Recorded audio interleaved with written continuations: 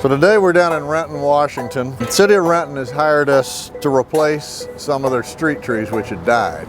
Most of the trees are planted within grates, and grates have many advantages, some disadvantages, but these have actually worked out pretty well because the grates are suspended and the trees are planted slightly below grade.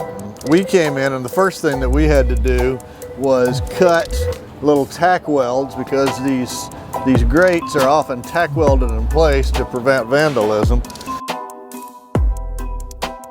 Now today and tomorrow we're actually going to be planting new trees. The complication of planting these new trees is a number of issues. One, you have to ensure that the center of the tree goes in the center of this hole to give it the maximum amount of time to thrive within this grate. So we got to take measurements and make sure it's centered properly, and that's not quite as easy as it sounds.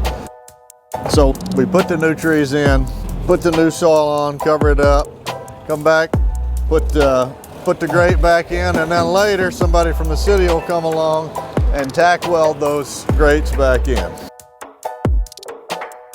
Anytime you plant a new tree, whether it's hot, cold, dry, or wet, you need to make sure it's got a certain amount of water on it.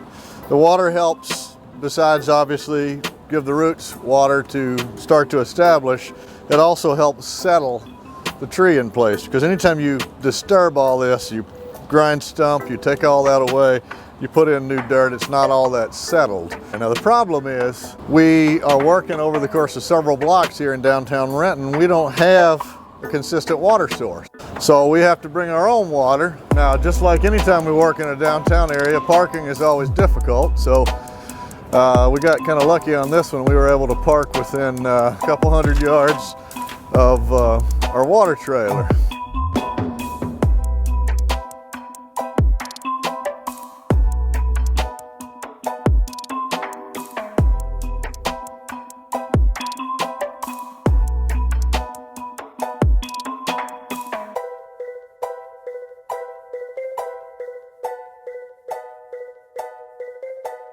We've got about 6 different trees that we're planting on these different sites. This is a tree that we rarely plant, commonly known as a black gum tree, or Tupelo. We're also planting Katsura trees, Ginko trees, little leaf Lindens, a few Zelkovas, which is akin to the elm. There are a number of ways to identify trees. You can identify, the easiest way is, even for experienced arborists like myself, the easiest way to identify a tree is from the leaf. But of course, a part of the year trees don't have any leaves, and we still have to be able to identify them. So we do so by identifying the bark or the twigs. As you can see, we're preparing this tree to plant. The tree was in a bucket, and then really look out for girdling roots.